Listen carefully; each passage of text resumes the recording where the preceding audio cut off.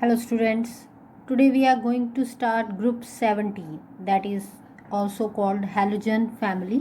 ठीक है, group 17 ਦੇ ਐਲੀਮੈਂਟਸ ਨੂੰ ਹੈਲੋਜਨ ਫੈਮਿਲੀ ਵੀ ਕਿਹਾ ਜਾਂਦਾ। ਕਿਉਂ ਕਹਿੰਦੇ ਹੈਗੇ ਉਹਦਾ ਰੀਜ਼ਨ ਦੇਖੋ। ਜਿਹੜਾ ਹੈਲੋਜਨ ਹੈ that is made up of two Greek words hello plus gen। hello means sea salt and gen means generator या ਜਿਹੜਾ प्रोड्यूस करे और प्रोड्यूसिंग। ਜਿਹੜੇ फर्स्ट 3 एलीमेंट्स है हैलोजन एलीमेंट्स से हैलोजन्स फैमिली के that is fluorine chlorine and iodine वो ज़्यादातर सी सॉल्ट फॉर्मर है, मतलब कि सी समुद्रा च ਜਿਹੜੇ नमक मिलते वो ज़्यादातर फ्लोराइड्स क्लोराइड्स या ब्रोमाइड्स ਹੁੰਦੇ ਹੈਗੇ। ਤਾਂ ਇਸ ਕਰਕੇ ਇਹਨਾਂ ਨੂੰ ਕਿਆ ਕਹਿੰਦੇ ਹੈਗੇ, ਹੈਲੋਜਨਸ ਕਹਿੰਦੇ ਹੈਗੇ। ਇਸ ਤੋਂ ਇਲਾਵਾ ਫਲੋਰੀਨ ਇਹਦੇ ਵਿੱਚ ਸਭ ਤੋਂ ਜ਼ਿਆਦਾ ਰਿਐਕਟਿਵ ਹੈ, ਮੋਸਟ ਰਿਐਕਟਿਵ ਹੈਲੋਜਨ है। That's why it is also called super halogen. ठीक है, फ्लोरीन ਨੂੰ कई बार कह देंगे super halogen for your general knowledge. ठीक है, इस तो बाद ਇਹਦੇ ਵਿੱਚ ਅਸੀਂ ਡਿਸਕਸ ਕਰਦੇ ਹਾਂ ਕਿ ਹੁਣ ਇਹਨਾਂ ਵਿੱਚ ਕਿਹੜੇ ਐਲੀਮੈਂਟਸ ਆਉਂਦੇ ਹੈਗੇ। ਹੈਲੋਜਨਸ ਦੀ ਕੈਟਾਗਰੀ ਦੇ ਵਿੱਚ ਜਾਂ ਗਰੁੱਪ 17 ਦੇ ਵਿੱਚ ਸਾਡੇ ਕੋਲ ਕਿਹੜੇ ਐਲੀਮੈਂਟਸ ਆਉਂਦੇ, fluorine chlorine bromine iodine and astatine. ठीक है, हुण इन्हां विचों फ्लोरीन क्लोरीन ब्रोमीन ते आयोडीन तां कॉमन है। एस्टैटिन जिहड़ा है वो रेडियो एक्टिव एलीमेंट है तो वह काफ़ी घट क्वांटिटी सानूं नेचर च मिलता है, इस करके उसकी ज़्यादा कैमिस्ट्री भी पता नहीं। अक्रेस की गल करिए तो हैलोजन्स जिहड़े आ वो सारे बहुत ज़्यादा रिएक्टिव होंगे, इस करके इन्हां विचों कोई भी थानूं नेटिव स्टेट दे विच नहीं मिलेगा। नेटिव मीनस प्योर स्टेट च नहीं मिलेगा, थानूं हमेशा किहड़ी स्टेट च मिलेगा, वो कंबाइंड स्टेट च मिलेगा, किसी ना किसी सॉल्ट की फॉर्म दे विच ही मिलेगा। ठीक है, क्लोरीन इन्हां विचों सब तो ज़्यादा क्वांटिटी दे विच जिहड़ा है वो मिलदा, मोस्ट अबंडेंट हैलोजन है हैलोजन्स दे विचों chlorine. Let's discuss about it's electronic configuration. So fluorine का एटॉमिक नंबर 9 है, इसकी कन्फिगरेशन क्या बननी 1s2 2s2 2p5। Chlorine is 17, क्या कन्फिगरेशन बनेगी 1s2 2s2 2p6 3s2 3p5। Bromine 35, क्या कन्फिगरेशन बनेगी 1s2 2s2 2p6 3s2 3p6 3d10 4s2 4p5। ठीक है, look at carefully 2s2 2p5 3s2 3p5 4s2 4p5। तो iodine की क्या बन जाएगी 5s2 5p5, तो एस्टैटिन की 6s2 6p5। तो इट मीनस इन्हां दी जनरल इलैक्ट्रॉनिक कन्फिगरेशन क्या होगी। ठीक है, सो general electronic configuration of halogens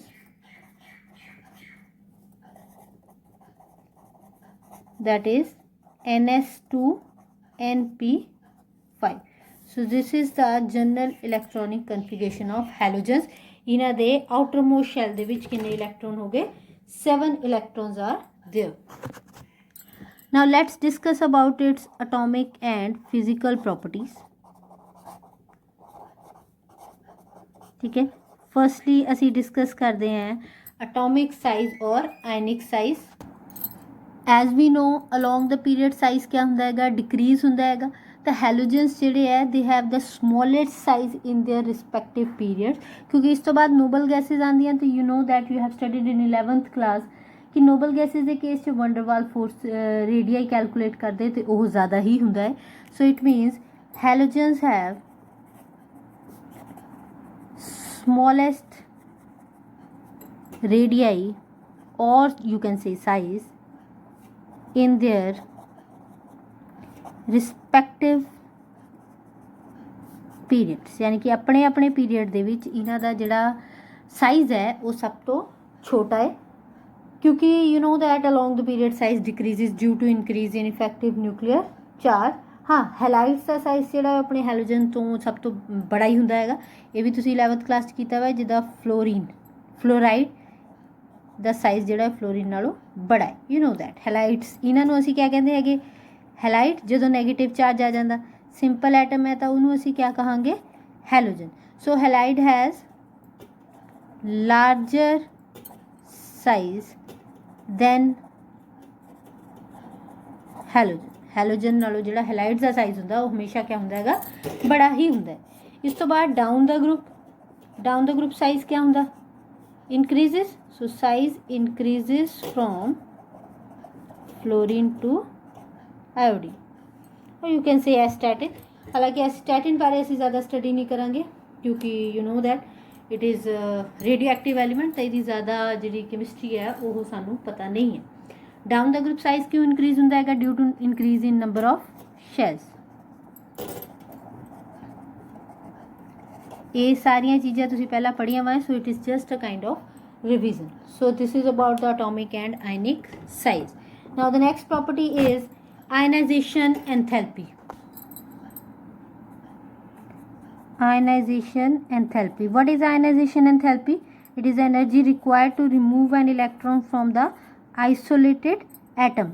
isolated atom ਦੇ ਸਭ ਤੋਂ ਬਾਹਰ ਦੇ ਸ਼ੈਲ ਚੋਂ ਇਲੈਕਟ੍ਰੋਨ ਕੱਢਣ ਵਾਸਤੇ ਜਿੰਨੀ એનર્ਜੀ ਚਾਹੀਦੀ ਹੈ, that is called ionization enthalpy। ਹੁਣ ਅਸੀਂ ਉੱਪਰ ਹੀ ਗੱਲ ਕਰਕੇ ਹਟੇ ਕਿ ਇਹਨਾਂ ਦਾ ਸਾਈਜ਼ ਸਭ ਤੋਂ ਛੋਟਾ ਹੈ, ਤਾਂ ਇਟ ਮੀਨਸ ਇਹਨਾਂ ਦੀ ionization enthalpy ਸਭ ਤੋਂ ਜ਼ਿਆਦਾ ਹੋਏਗੀ। ਸੋ ਇਹਨਾਂ ਦੀ ਜਿਹੜੀ ਹੈਲੋਜਨ ਦੀ ਆਇਨਾਈਜੇਸ਼ਨ ਐਂਥੈਲਪੀ ਹੈ that is very high because ਇਹਨਾਂ ਦੇ ਬਾਹਰ ਦੀ ਸ਼ੈਲ 'ਚ 7 ਇਲੈਕਟ੍ਰੋਨ ਹੈ। they don't have a tendency to lose the electron। ਉਲਟਾ ਇਹਨਾਂ ਦੀ ਕਿਆ ਟੈਂਡੈਂਸੀ ਹੈ ਕਿ ਇਲੈਕਟ੍ਰੋਨ ਨੂੰ ਗੇਨ ਕਰੇ। ਸਾਈਜ਼ ਆਪਣੇ ਪੀਰੀਅਡ 'ਚ ਸਭ ਤੋਂ ਛੋਟਾ ਹੈ, ਤਾਂ ਓਬਵੀਅਸ ਹੈ ਹੈਲੋਜਨ ਆਇਨਾਈਜੇਸ਼ਨ ਐਂਥੈਲਪੀ ਜਿਹੜੀ ਆ ਉਹ ਸਭ ਤੋਂ ਜ਼ਿਆਦਾ ਹੋਏਗੀ। ਸੋ ਹੈਲੋਜਨਸ have very high ionization enthalpy due to small size and high effective nuclear charge।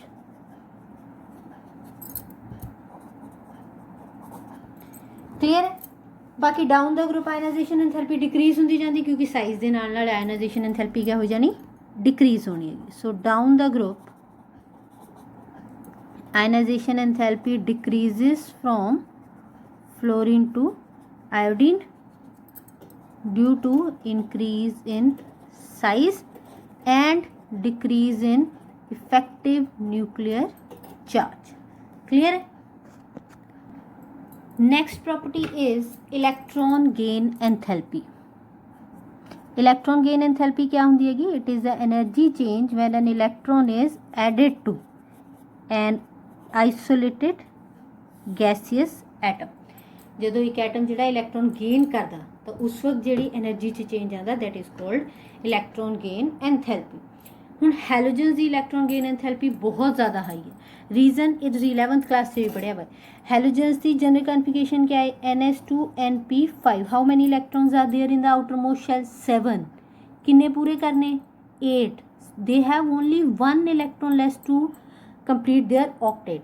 इन्होंने अपना ऑक्टेट कंप्लीट करने लिए सिर्फ 1 इलैक्ट्रॉन घट है, तो कितनी ज़्यादा टेंडेंसी होएगी कि वो इलैक्ट्रॉन नू गेन करना चाहेगा। इस करके हैलोजन्स की जी इलैक्ट्रॉन गेन एंथैल्पी है वो बहुत ज़्यादा हाई है। ठीक है। So halogens have high electron gain enthalpy as they have only 1 electron less to complete their octet।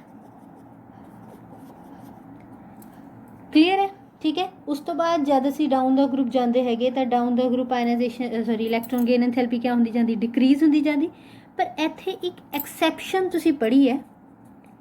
एक्सैप्शन क्या है? That fluorine has lower electron gain enthalpy or we can say less negative electron gain enthalpy than that of chlorine। यह exception है। यह असी 11th class से भी पढ़िया हुआ है कि less negative होंगी। नेगेटिव का मतलब क्या है कि इत्थे एनर्जी रिलीज़ हो रही, क्योंकि जिहड़े एलीमेंट्स है हैलोजन्स है उन्होंने जो एक इलैक्ट्रॉन गेन करना तो उन्होंने स्टेबल हो जाना। Stability always lead to the release of energy. So इत्थे एनर्जी जिहड़ी है वो नेगेटिव का मतलब क्या है कि एनर्जी क्या हो रही, रिलीज हो रही। But fluorine has less negative electron gain enthalpy than that of chlorine. It means fluorine के केस एनर्जी रिलीज घट है as compare to that of chlorine. उसका रीजन क्या है? That is due to the small size of chlorine. You don't need to discuss it in detail because you have already done this in 11th class. Due to small size of fluorine, ठीक है, क्या produce हो जांदियां? Inter electronic repulsions cause हो जांदियां, are caused in 2p orbital of fluorine. तो inter electronic repulsion जिहड़ी है इनकमिंग इलेक्ट्रॉन नूं इन्ने ईजीली जिहड़ा है ਉਹ एंटर नहीं होने दिंदी, उहदे करके जिहड़ा है उहदी एनर्जी जिहड़ी है वो घट रिलीज होंदी। तो इट मीनस ऑर्डर क्या हो गया? Order of electron gain enthalpy सब तो पहला क्लोरीन है, ठीक है, उस तो बाद fluorine, then is bromine, then is iodine. इत्थे बस एक फर्क है, ठीक है। तो इत्थों दो क्वेश्चन आ जाते, एक तो यही कि halogens have very high electron gain enthalpy, तो दूसरा फ्लोरीन हैज़ एक्सैप्शनली लोअर या less negative electron gain enthalpy than that of chlorine. Now the next property is electronegativity. Size छोटा है, आयनाइजेशन एंथैल्पी बहुत ज़्यादा हाई है, तो इस करके हैलोजेंस जिहड़े है वो हाईली इलैक्ट्रोनेगेटिव एलीमेंट होंदे हैगे। And you know that halogens जिहड़े है वो पूरे पीरियोडिक टेबल 'च सब तो ज़्यादा इलैक्ट्रोनेगेटिव होंदे हैगे। So due to small size and high ionization enthalpy, halogens are highly electronegative elements. And you know that fluorine is the most electronegative element of the periodic table.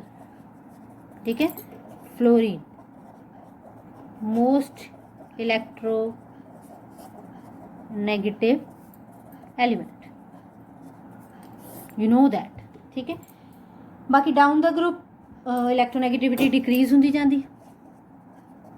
So down the group electronegativity decreases due to increase in atomic size and decrease in ionization enthalpy. ठीक है, clear? So this is all about the atomic properties of halogens. Now see question number 44, which halogen have highest electron affinity? इसका मतलब क्या है question का? इस question का मतलब है कि केड़ा हैलोजन बहुत जल्दी इलैक्ट्रॉन जोड़ा है वो गेन करेगा। इट मीनस जिहदी इलैक्ट्रॉन गेन एंथैल्पी सब तो ज़्यादा होंगी वो जल्दी गेन करेगा, तो वो केड़ा है? फ्लोरीन और क्लोरीन। क्लोरीन, ठीक है, एक्सैप्शनल केस है। क्लोरीन जोड़ा है उहदे विच इंटर साइज बड़ा होने करके इंटर इलैक्ट्रॉनिक रिपल्शनस घट होंदियां, तो वह जल्दी इलैक्ट्रॉन क्या कर लेंदा? गेन कर लेंदा। इट मीनस उहदी इलैक्ट्रॉन एफिनिटी जिहड़ी है वो फ्लोरीन नालों ज़्यादा है, ठीक है। सो इदां दे क्वेश्चन भी आ जाते, ध्यान रखना, but firstly you should understand the question. Now let's discuss some questions related to the topic that we have discussed. देखो क्वेश्चन देखो 14 7.14, halogens have maximum electron gain enthalpy, explain why. ठीक है, ये असीं हुणे डिस्कस किया था कि हैलोजेंस की इलैक्ट्रॉन गेन एंथैल्पी जिहड़ी है वो अपने अपने पीरियड 'च सब तो ज़्यादा है। उसका रीज़न क्या है? That they have general electronic configuration NS2Np5, they have only one electron less to complete their octet. ठीक है, so they have a high tendency to gain the electron gain करने की टेंडेंसी फिर बहुत ज़्यादा है, तो वो जल्दी जल्दी गेन करना चाहते, तो इस करके जिहड़े है हैलोजेंस की जिहड़ी इलैक्ट्रॉन गेन एंथैल्पी हुंदी हैगी वो काफ़ी ज़्यादा हाई हुंदी।